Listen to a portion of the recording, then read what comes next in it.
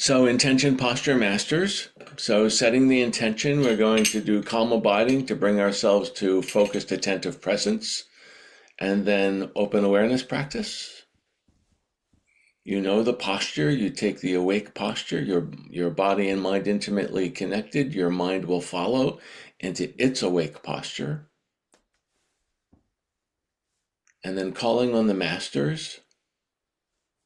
In many ways, this practice is so everyday, so ordinary, that it has been done for centuries and centuries by regular people like us, regular human beings. So imagine somebody who for you is an example of awake, open-hearted presence, and imagine them in the space in front of you, sharing with you that ability. And we can begin. I'm going to do a short calm abiding practice followed by open awareness practice.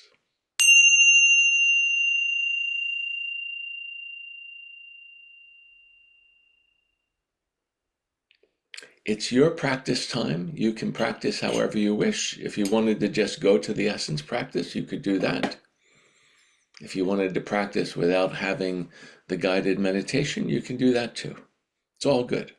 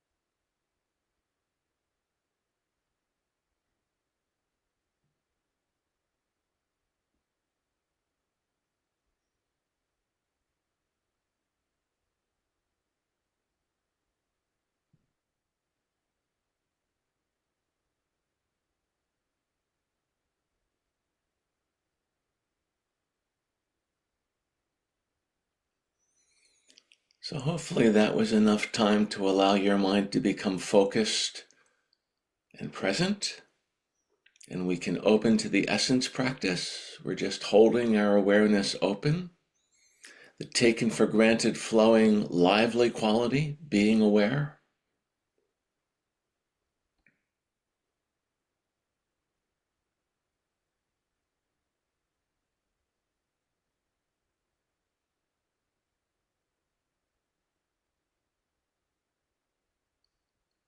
Whenever you turn your attention back towards this awareness, it's there waiting for you. It's like coming home to being present.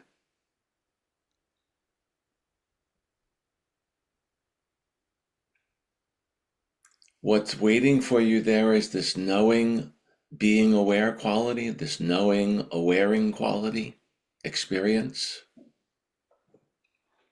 It's not the thoughts, it's not the memories, it's not your plans or your worries. It's not the physical sensations, it's what holds those. This flowing, streaming, very lively being aware.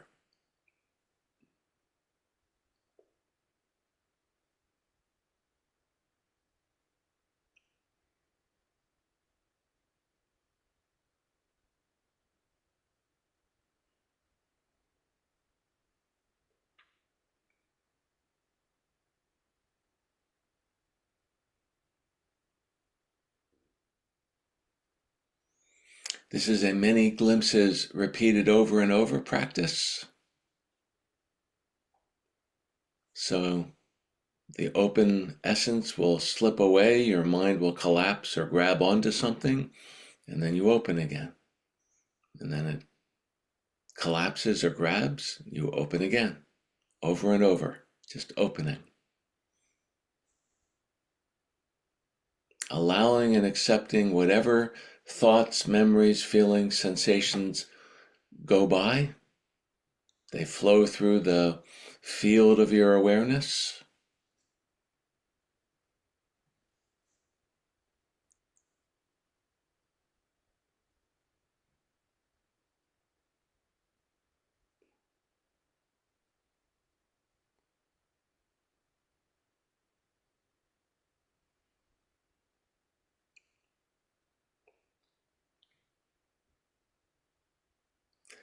We are not watching ourselves be aware, and yet awareness can know that it's being aware.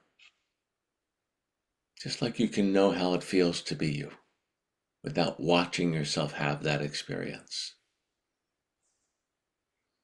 So there's less and less me doing this. You're just resting in open essence, being aware.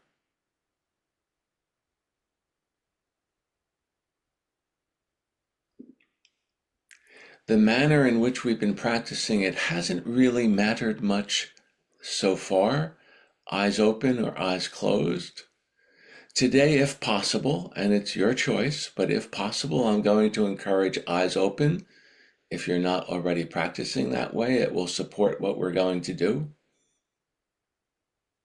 Last night in the talk on coming home to presence,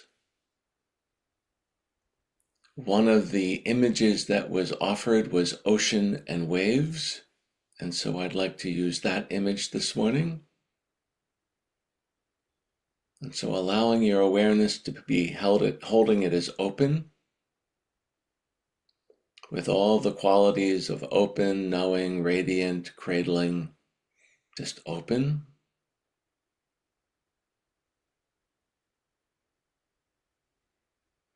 And allow yourself to connect with the quality of the awareness, that the awareness you keep coming back to doesn't have any boundaries.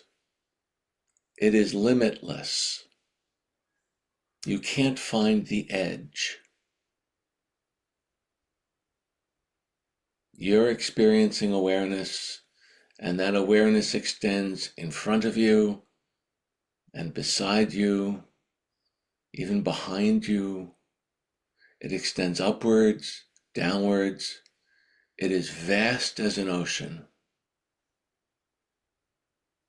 You are sitting, experiencing, being aware in this ocean-like awareness. Limitless, vast, spacious.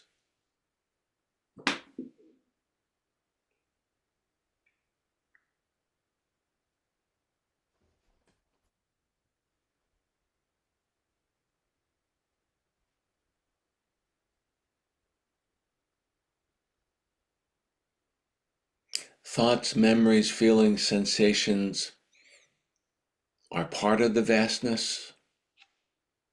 If they take you away, you can just notice that and come back to open, holding open the vast, limitless, changeless, spacious awareness. Changeless in that it's always the same awareness when you come back. I call mine me. You call yours you. But it's not really about me or you. It's just this field of awareness. You're holding yourself present, experiencing being aware. Limitless, spacious, vast, unchanging, changeless. Like an ocean.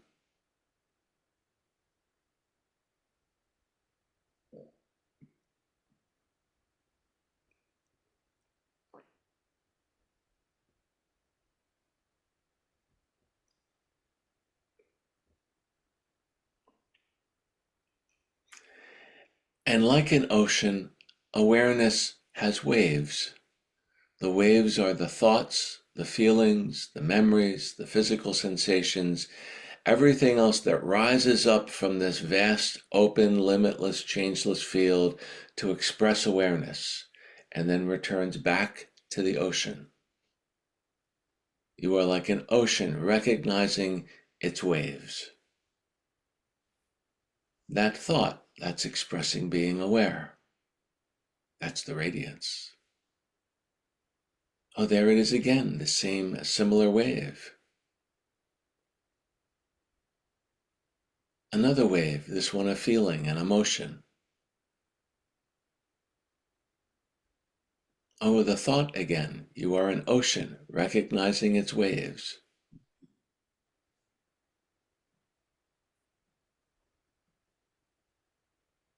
Allowing yourself to recognize the vastness of the ocean and that you have waves.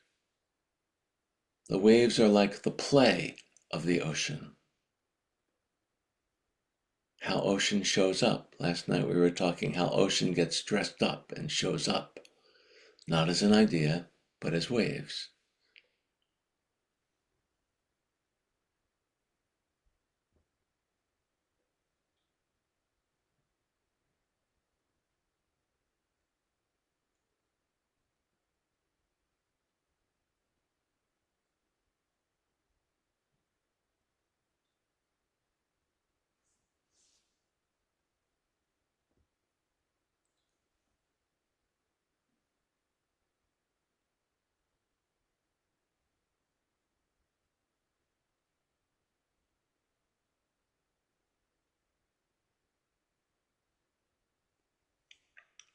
Awareness experiencing itself as vast, limitless, unchanging, and expressing itself as a thought, a feeling, a memory, a sensation, the ocean expressing itself playfully as waves. You are like an ocean recognizing its waves.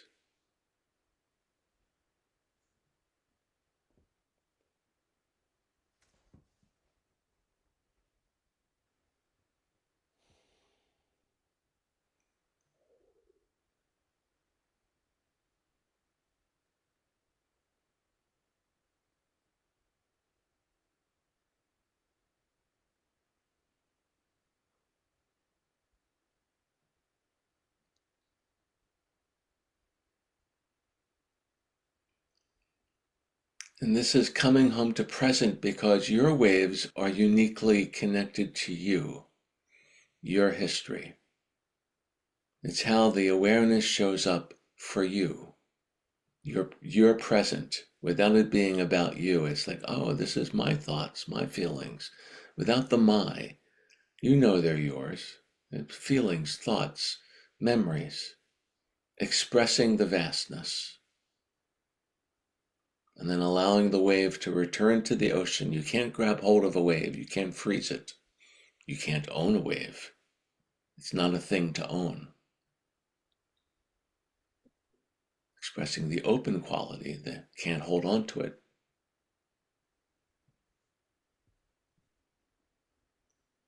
You're allowing yourself to experience awareness as you experience it, not holding on, not trying to change, just the vast, spacious, limitless, changeless ocean expressing itself as waves, like an ocean knowing it has waves, knowing its own waves.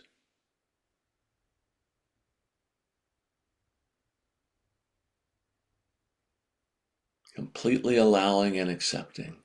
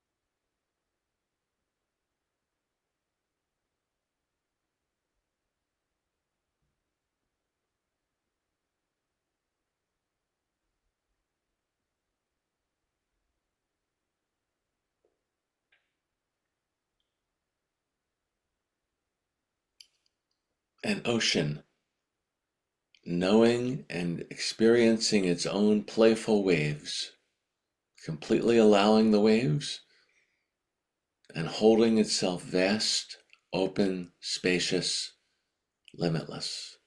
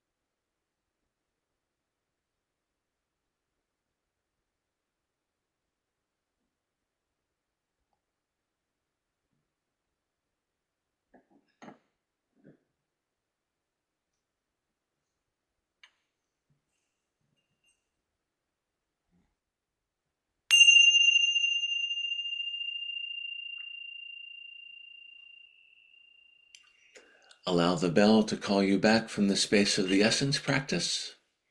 Look around, reset.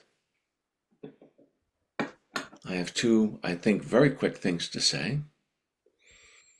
The one is that when you do this practice, at least when I do this practice, I feel like I can connect almost immediately with the power of mind, the strength and the vastness of it.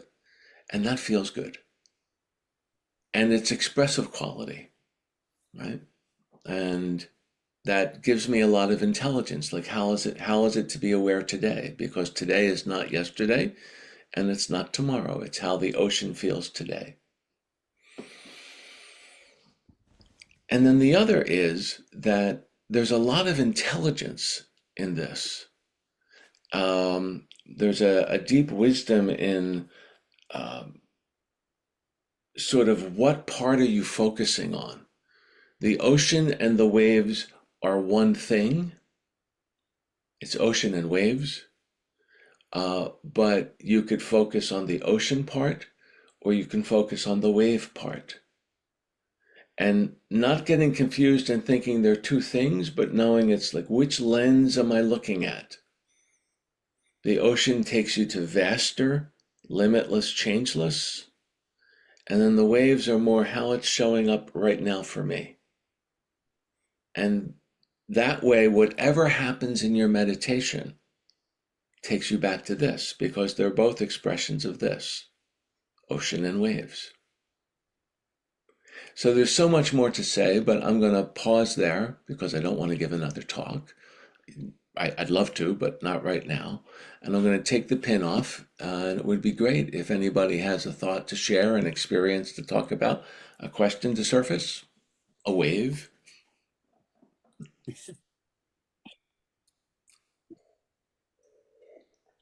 Cynthia.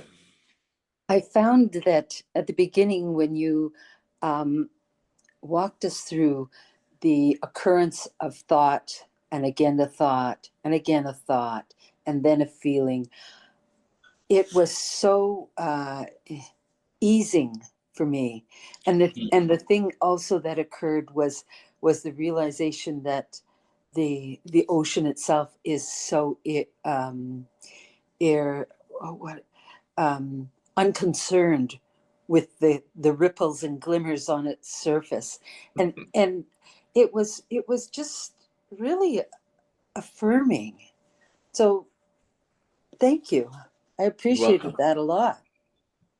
You're welcome. That's a wonderful, thank you.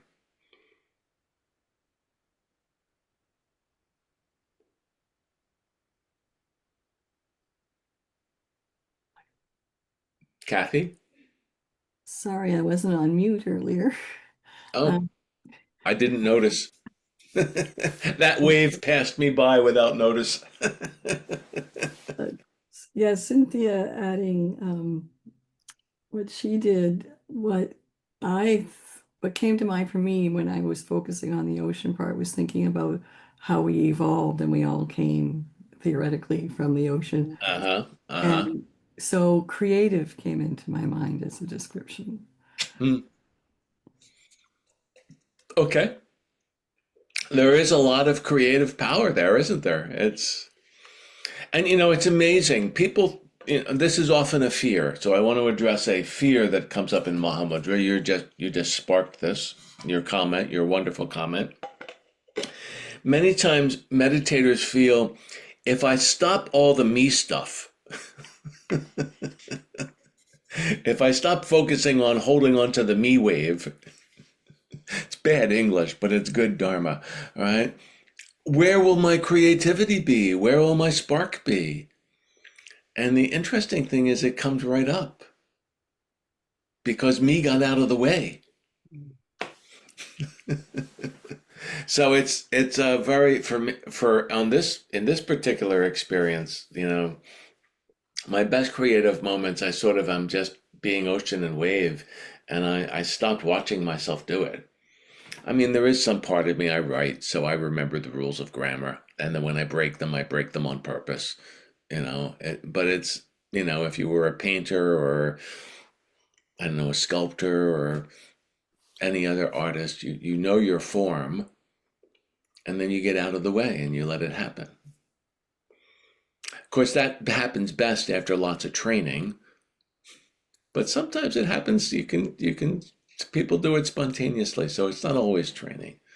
But the point I want to make is that the creativity is naturally there. And the allowing the ocean part to come forward is like, oh, there's a lot of energy there. So back to you, Kathy. Do you want to say anything back or? No, but certainly when I was in Spain and there were some high winds and waves, you Hmm. certainly appreciate the energy that's in the ocean. Yeah, yeah. Mhm. Cynthia?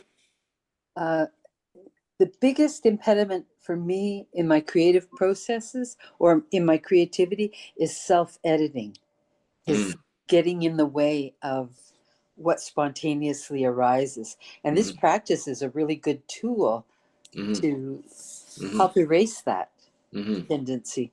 Hmm. Yes. Um, yeah, I think a lot of, I mean, I'm not, this is not my field of expertise, so I'm sort of shy talking about this, but because we have creative people in this group who are much more expert at it than I am. That's one of the obstacles that I hear a lot of creatives talk about, the self-editing. But there are others, so some people it's doubt, which maybe that's a form of self-editing, but a special form of like, am I worthy enough or smart enough, or you know, Yeah. the other is a lot of judgment. So there are lots, but this ocean thing is very powerful to take you into something that helps you go beyond that. So yeah. Anyone else want to jump in? Tony? Uh, yeah, I found this a bit that in the beginning of the practice, the waves are all over the place and lots of waves and distractions. And as it goes on, it seems to be towards the end of the 20-minute practices that we do, then the ocean sort of overtakes the waves, and it's more just brilliant and the four those four things. And can you speak to that at all, or is Yeah. Um, hmm. I think that's a good description of. I mean, everybody is different, and there are probably, I'm going to make up a number, 11 categories of like how people generally experience this. You're going to be in one or the other.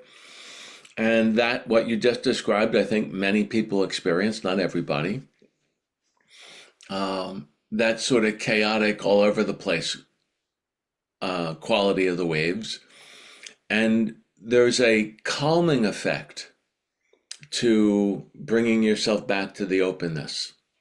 So, that's that's part of what happens in calm abiding, which is why it's good to start there in the practice, to sort of let your energy settle. And then the more you do the Mahamudra from this point of view, from the ocean and waves, it also has a calming effect, but it doesn't erase the waves. And so the calming sort of takes that, it's going everywhere, sort of like the monkey's in charge, or the rabbits and the elephant's gone crazy and the monkey's in charge, from stages 1 through 9. It sort of like chills that out. And then the power of the ocean can express itself in a more, I'm going to say, orderly, but not necessarily predictable fashion. So a wave could come up that'll completely surprise you, but it's not all over the place. Right? So, yeah.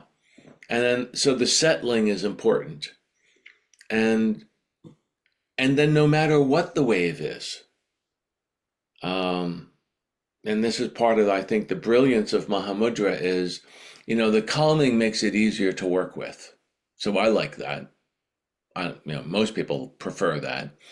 Um, Dead calm, not so helpful. Um, and then you can sort of harness the power um, of it. And there are lots of practices to sort of stir that up. Like, can we make the wave go this way? Right? Like, can we help, can we steer with the wave? Maybe that's a better way to say it. Can we use the natural power to, have an experience? And there are a lot of Mahamudra practices that do that. But first, you have to be able to feel the ocean and waves quality of it. So, does that help, Tony? Or Absolutely. No, that's great. Thank you, Brian. You're welcome. Well, friends, that might be enough. One of the things I really like about this, as we, close in on the morning, is, you don't have to do the full ocean and waves thing. You're walking through your day, and I don't know, you're at the supermarket, you're driving down the highway, you get an email, and you're either excited or upset, because it's happy or sad, and or something. Whatever happens to you, and it provokes a reaction. That's a wave.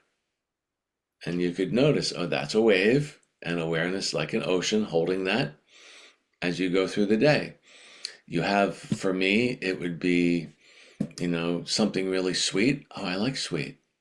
Something really sour, not my favorite taste. Both waves, right? So enjoy the waves of the day, and may they take you back to the great ocean. So having said that, would somebody dedicate the goodness, the merit for us? I will. I think I heard somebody say, Margaret? By this merit, may all attain omniscience. May it defeat the enemy wrongdoing. From the stormy waves of birth, old age, sickness, and death. From the ocean of samsara, may we free all beings. Thank you. So Gary, you're going to stay on. I'm going to ask you to hold for just a second. I'll be back in 1 minute, maybe 90 seconds. Everybody else, I look forward to seeing you tomorrow. Good to see you. Bye.